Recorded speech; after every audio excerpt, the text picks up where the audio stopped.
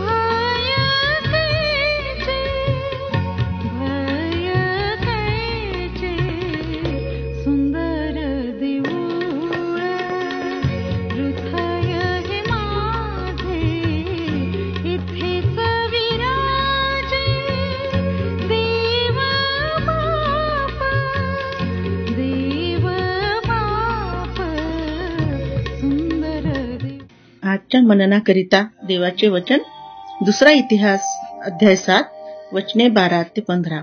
दुसरा इतिहास अध्याय 7 वचने 12 ते 15. परमेश्वर शल्मोनास रात्री दर्शन देऊन म्हणाला, मी तुझी प्रार्थना ऐकली आहे आणि हे गृह यज्ञगृह व्हावे म्हणून मी आपल्याकरिता निवडले आहे. पर्जन्यवृष्टी होऊ नये म्हणून मी जर आकाश कपाटे बंद केली किंवा जमिनीचा उपज फस्त करण्यासाठी टोळधाड पाठवली किंवा आपल्या लोकांमध्ये मरी पाठवली, तर माझे नाम ज्यास दिले आहे त्या माझ्या लोकांनी दीन होऊन माझी प्रार्थना केली आणि माझ्या दर्शनाविषयी उत्सुक होऊन ते आपल्या दुष्ट मार्गापासून परावृत्त झाले, तर मी स्वर्गातून त्यांची विनंती ऐकून त्यांच्या पापांची त्यास क्षमा करीन व त्यांच्या देशातून क्लेश नाहीसे करीन. देवापासलेले वचन आपणासाठी आशीर्वादित करो. प्रभू येशू ख्रिस्ताच्या प्रेमळ सामर्थ्यशाली नावामध्ये आपणा सलाम.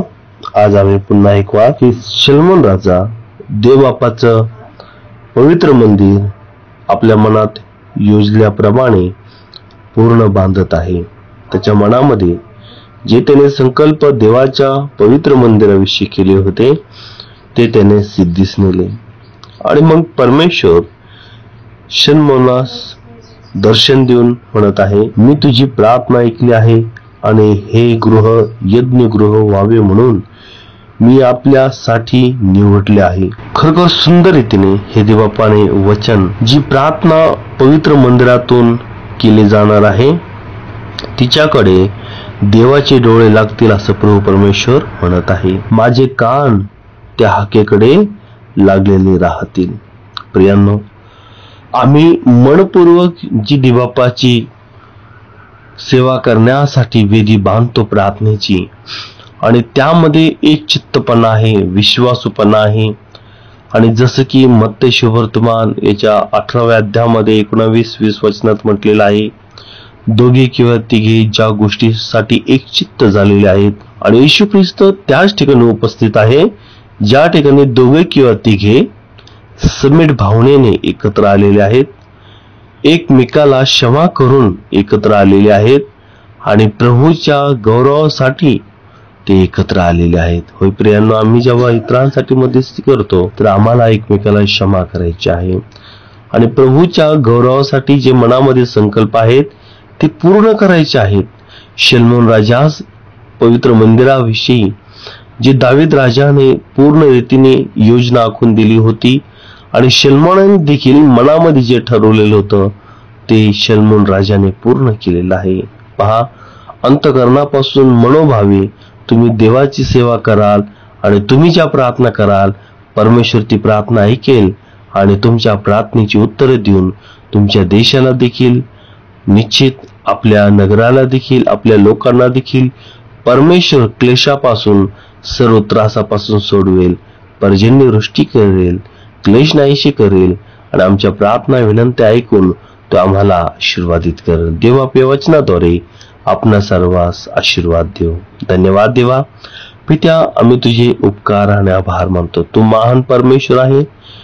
जे संकल्प आम्ही देवाप्पा तुझ्या चरणी आखतो आणि ते मनापासून खरेपणाने, जीवाने, एकचित्तपणाने ते पूर्ण करतो. खरोखर देवा, तू आम्हाला त्याबद्दल किती आशीर्वाद देतो. राजा पित्या, मी प्रार्थना करतो देवाप्पा, आज देवाप्पा आम्ही तुझे लेकर तुझ्या हातात येतो. जसं शलोमोन राजाने मनापासून तुझं कार्य पूर्ण केलं, मंदिर आत्म्याने खरेपणाने पूर्ण असं बांधलेलं आहे, आम्ही देखील होय देवा विश्वासाची विधी बांधावी. होय बाप्पा प्रेमाची, आदराची, होय देवाचे पिते एकमेकाला क्षमा करण्याची विधी बांधावी आणि देवाप्पा एक चित्त होऊन देवाप्पा एकमेकांसाठी प्रार्थना करत राहाव्या. देवाप्पा, जे तो वचन शलोमोन राजास दिलेलं आहे ते वचन आम्हा प्रत्येकाच्या जीवनात सिद्धीच नाही. आणि देवा, जरी जग आज धावपळीमध्ये आहे, क्रूरतेकडे वाढत आहे, तरी देखील देवा तू आम्हाला सोडले नाही. तो आमच्या बरोबर आहे. तो आमच्यासाठी स्वर्गातून तुझी दृष्टी आमच्याकडे लावणारा प्रभू आहे.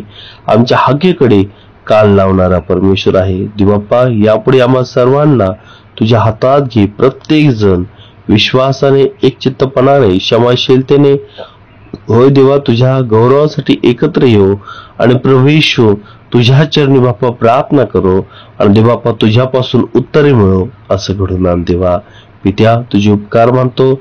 तुमची प्रार्थना ऐकली. येशू प्रभूच्या नावात केली प्रार्थना म्हणून ऐकते बाप्पा. आमेन.